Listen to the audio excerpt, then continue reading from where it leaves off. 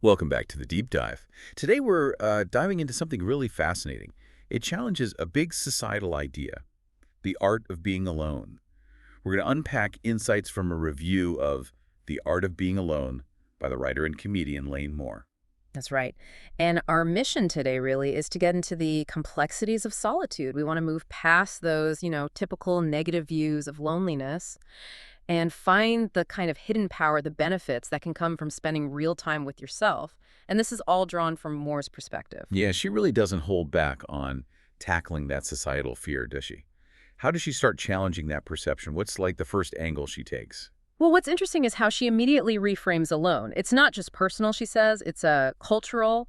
We're sort of taught that being alone is, well, a failure, something to avoid, always be connected, always social. Moore flips that. She suggests that pressure actually stops us from connecting with ourselves. Society sees it as something to fix. Right, like it's a problem needing a solution. Exactly. When she argues, it can be a choice, a valuable one.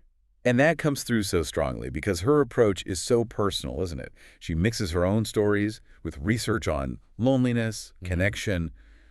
It feels very, very raw. How does that vulnerability work for the book? Oh, it's absolutely central. Her vulnerability makes these big ideas about loneliness feel, well, real, tangible.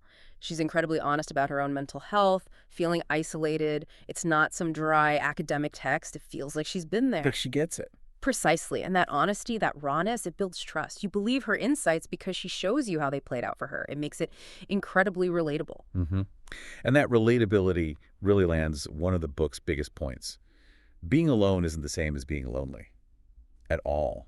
That's such a True. crucial distinction. Yeah. How does she help you grasp that, especially now with, constant digital connection? She breaks it down really clearly. Being alone, that's physical. Loneliness, that's emotional. It's about feeling disconnected, even if you're in a crowd.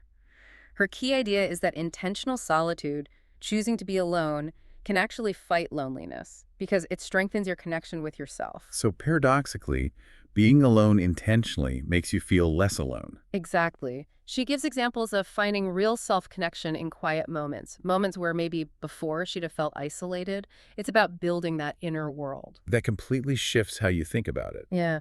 Okay, so if solitude isn't about loneliness, but building this inner strength, what are the first steps she suggests? How do you start getting those benefits like creativity or self-awareness? She calls solitude a mirror, a powerful one. Moore argues that even short bursts of deliberate alone time boost creativity and self-awareness. For creativity, she talks about how just 5 minutes away from distractions can help you see a problem differently, like stepping away to brainstorm, finding breakthroughs in the quiet. Okay, so creating space. Right.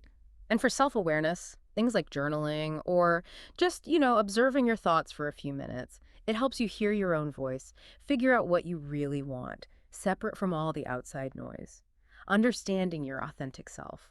Finding your own voice. Yeah, that sounds incredibly empowering. But, I mean, thriving alone might Yeah. still feel like a big jump for some people, right? Especially if they're already struggling with isolation. Does she offer guidance for taking that first, maybe difficult step? Oh, absolutely. A big part of the book is about self-love, self-acceptance. It's really a guide to improving your relationship with yourself. She helps you see that time alone is an empty space to fill, but like an opportunity, a chance to tend to yourself, discover things. She suggests mental shifts like thinking being with myself instead of being by myself. That's a nice reframe. It is, and treating yourself kindly, curiously, like you would a friend. It's not just for people feeling isolated, it's for anyone wanting a stronger inner foundation. It really makes you think, doesn't it? In this constantly connected world, embracing solitude feels almost radical. You mentioned her rawness earlier. I get how that could be intense for some readers, but it sounds like that's also its strength. Exactly right. Yes, some might find her directness, her focus on struggles, a bit raw, but that complete honesty is what gives the book its impact, its emotional depth. It feels authentic because she doesn't, gloss over the difficult parts of life or mental health. And doing that creates the space where you, the reader, can maybe acknowledge your own stuff and start that journey towards self-acceptance too. It's a companion, really. A companion for being with yourself. I like that. So, wrapping this up, The Art of Being Alone sounds like a really thought-provoking, compassionate, and ultimately empowering read. Moore isn't just saying, go be alone. She's inviting us to see solitude differently as a path to self-discovery, growth, even healing.